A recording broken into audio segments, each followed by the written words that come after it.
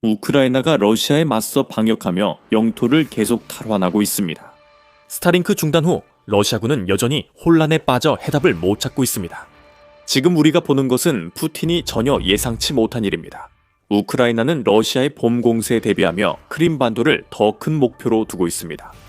크림반도와 러시아를 잇는 육상 통로가 붕괴 위기에 놓였습니다. 우크라이나가 크림반도 영구 해방을 위한 행동에 나서고 있기 때문입니다. 처음엔 다소 이상하게 들릴 수 있습니다.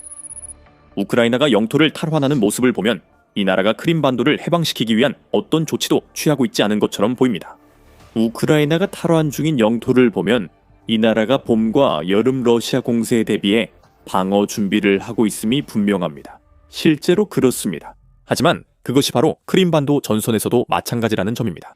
우크라이나가 이렇게 많은 영토를 탈환하는 것은 러시아의 핵심 물류 거점 중 하나가 된 점령된 반도를 무력화할 기반을 마련하는 것이며, 이는 2026년에 러시아가 더 많은 영토를 차지하려는 시도를 완전히 좌절시킬 것입니다.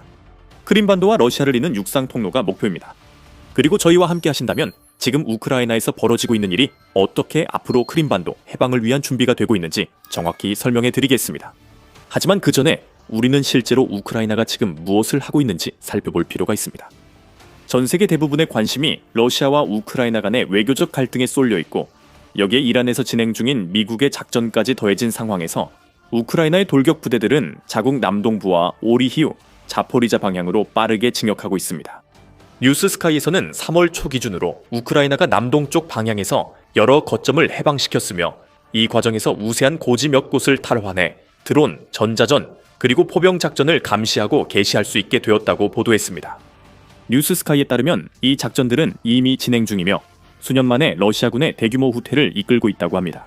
뉴보이스 오브 우크라이나는 우크라이나 군 총참모부가 텔레그램에 남긴 발언을 인용하며 내용을 자세히 설명했습니다. 우크라이나 남동부에서 러시아군과 그들의 보급로를 체계적으로 파괴한 결과 놀라운 성과가 나타났습니다. 현재 9개의 거주지가 해방됐으며 우리 구역 내 3곳은 완전히 정리되었습니다. 추가 거주지 해방도 진행 중이라고 총참모부는 밝혔습니다. 한때 러시아의 요새화된 진지였던 곳들이 우크라이나에 의해 탈환되었고, 우크라이나의 작전이 시작된 1월 29일 이후로 그 수치는 푸틴과 크렘린 측근들에게는 끔찍한 결과를 보여주고 있습니다. 러시아군 사상자는 6,537명이며 이 중 4,355명은 회복 불가능한 피해입니다. 147문의 포병 시스템, 240대가 넘는 차량, 14대의 장갑 전투 차량을 포함해 총 419대의 군사 장비가 파괴되었습니다. 108개의 드론 지휘소가 불에 타 파괴되었습니다. 이 모든 손실이 러시아가 한 방향에서 겪은 것임을 명심하십시오. 우크라이나가 밀어붙일수록 러시아는 더 큰 피해를 입고 러시아 방어가 효과 없다는 점이 점점 명확해지고 있습니다. 2월 20일 우크라이나의 새로운 목소리 매체는 우크라이나 대통령 볼로디미르 젤렌스키가 우크라이나가 남동부 지역에서 약 300제곱킬로미터, 즉 약 115제곱마일의 땅을 해방시켰다고 밝혔다는 소식을 전했습니다.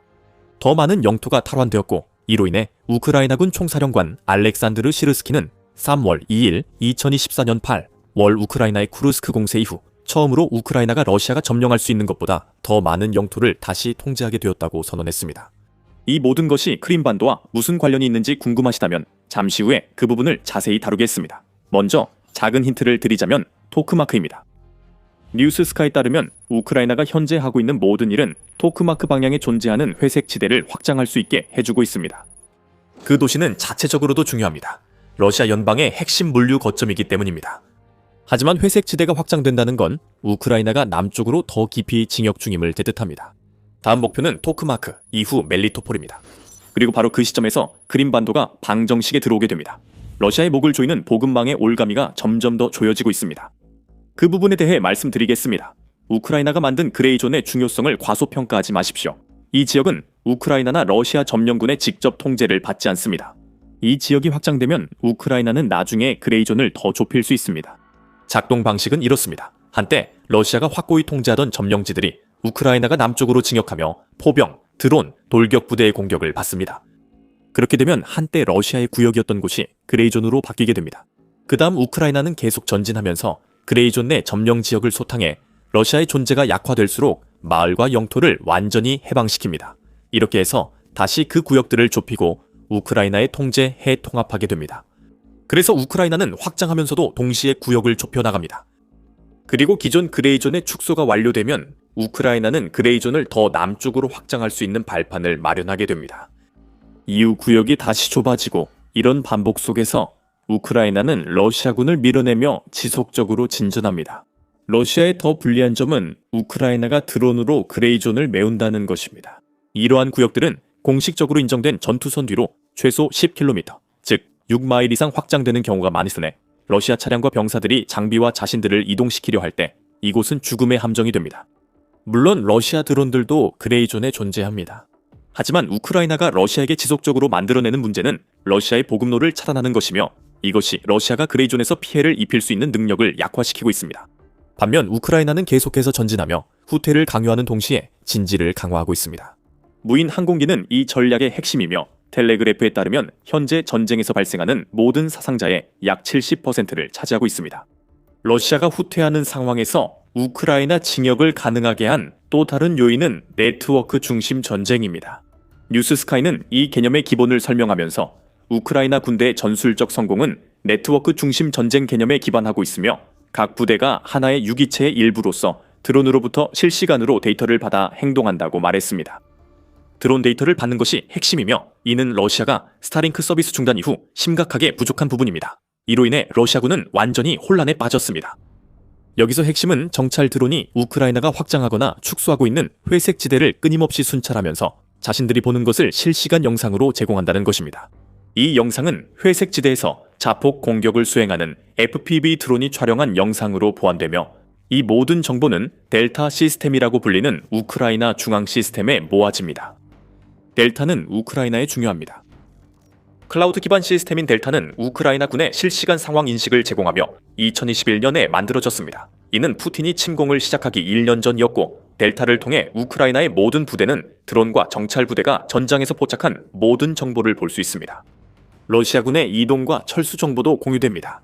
델타는 우크라이나 드론 공격의 성공 여부와 회색 지대에서 다른 공격도 정찰 드론 덕분에 효과적으로 이루어지고 있음을 입증하는 증거를 제공합니다. 델타는 전문가나 특별한 설정 없이도 접근할 수 있습니다.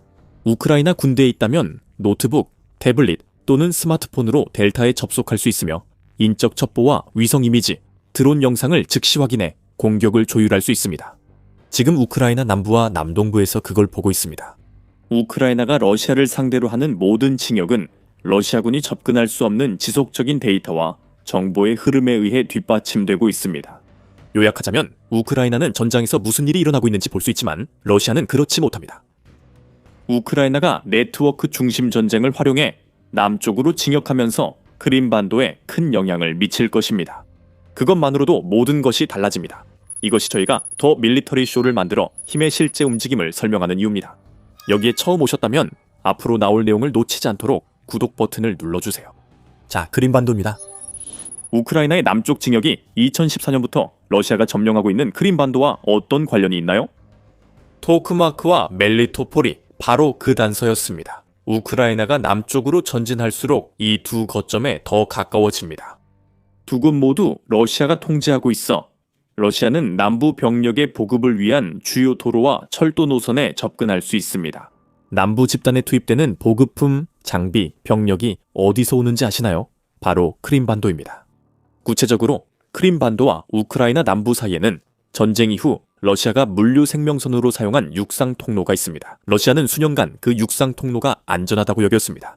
그곳은 수많은 마일에 달하는 점령지로 보호되어 우크라이나가 그 육상 통로에 화력 통제를 하는 것은 불가능했습니다. 우크라이나의 방역이 남쪽으로 확장되면서 토크마크와 멜리토폴 점령에 가까워지고 있습니다. 이는 결국 우크라이나가 크림 육상 통로에 대한 화력 통제를 가능하게 할 것입니다. 이것은 여러 가지 영향을 미칠 것이며 그 중에는 침공이 시작된 이후로 점령된 우크라이나 지역들에 대한 영향도 포함됩니다. 하지만 본론에 앞서 크림반도가 전쟁 내내 푸틴과 그의 군대에게 중요한 물류 생명선이었음을 먼저 알아봐야 합니다. 데이비드 X는 지난 2023년 8월에 토크마크, 멜리토폴, 크림반도 간 관계를 이미 강조했습니다.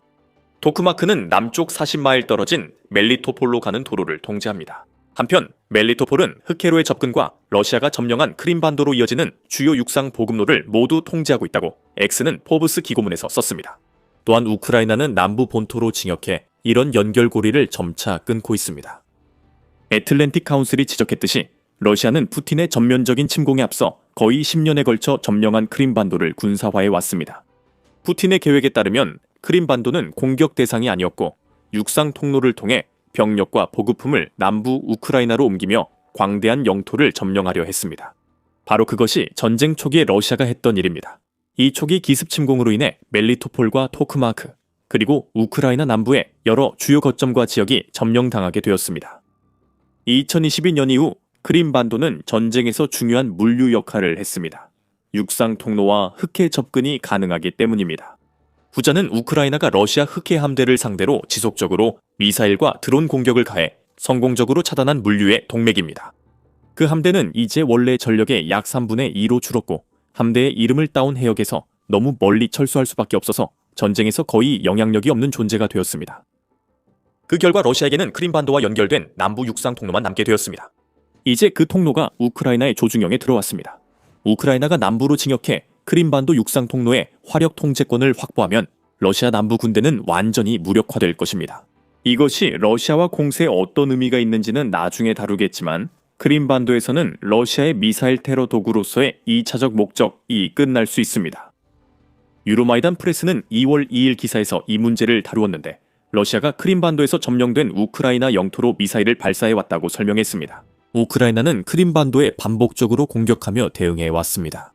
하지만 크림반도 육상 통로에 대한 화력 통제권을 확보한다는 것은 우크라이나가 크림반도에 있는 러시아 진지를 상대로 훨씬 더 강력한 미사일과 드론 공격을 가할 수 있는 영토를 탈환했다는 의미이기도 합니다.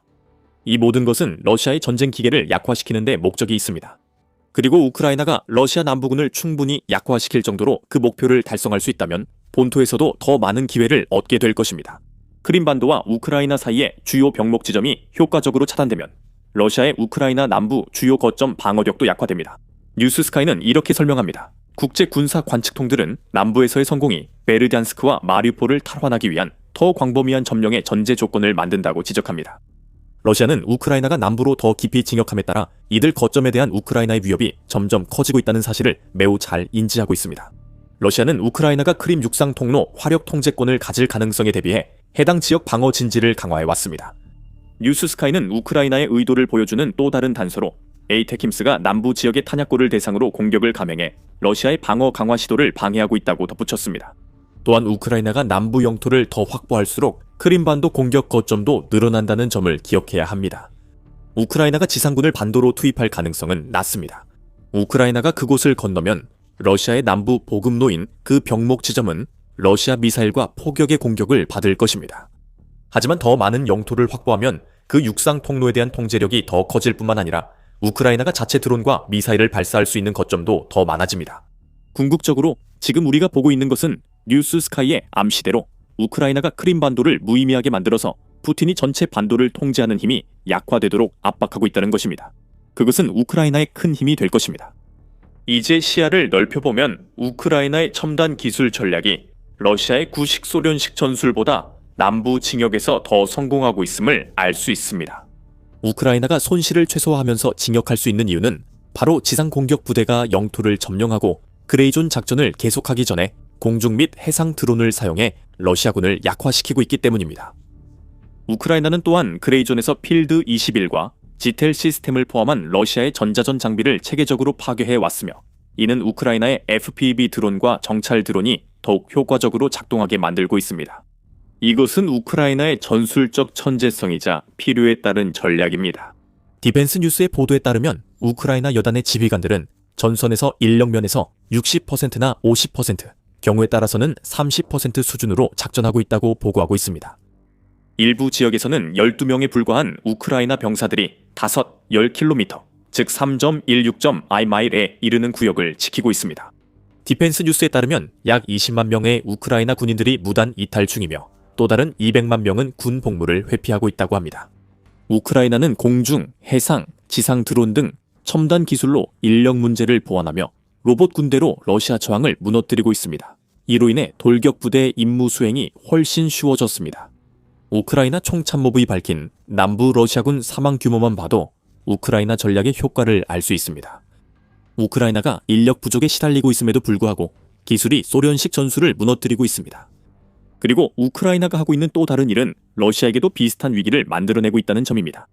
3월 2일 로이터 통신은 러시아가 우크라이나 전역, 특히 드니프로와 오데사에 집중해 진격할 계획이라고 보도했습니다.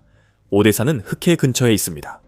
그들은 분명 자포리자 지역과 드니프로시로 계속 진격하길 원합니다. 그리고 비록 그들에게는 어렵지만 그들은 오데사 지역을 노리고 있다고 젤렌스키가 밝혔습니다.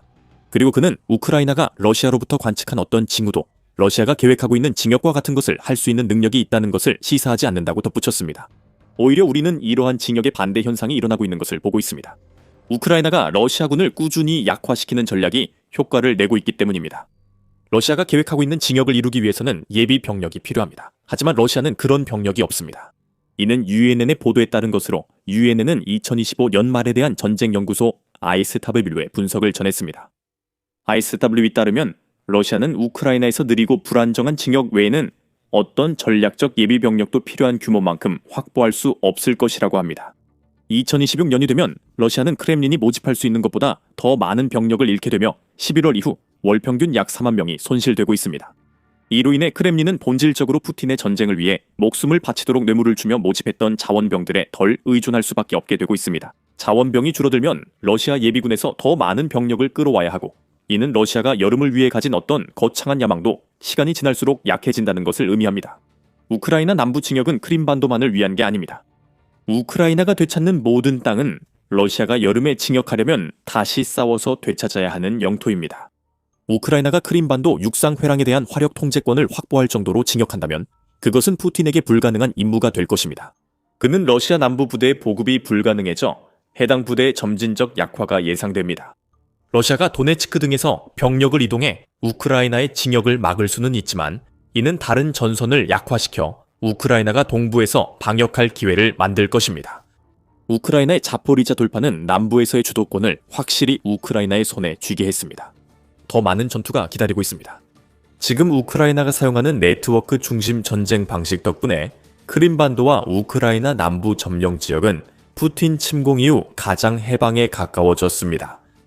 우크라이나 남동부 상황의 시작이 궁금하다면 저희 밀리터리 쇼에서 확인하실 수 있습니다. 우크라이나가 2월 초 크림반도 징역의 전초가 된 두 차례 대규모 공격에 모든 것을 건 과정을 다룬 저희 영상을 꼭 확인해 보세요. 이 영상이 재미있으셨다면 밀리터리 쇼 구독하시고 우크라이나 전쟁 동향 분석을 놓치지 마세요. 항상 시청해 주셔서 감사합니다.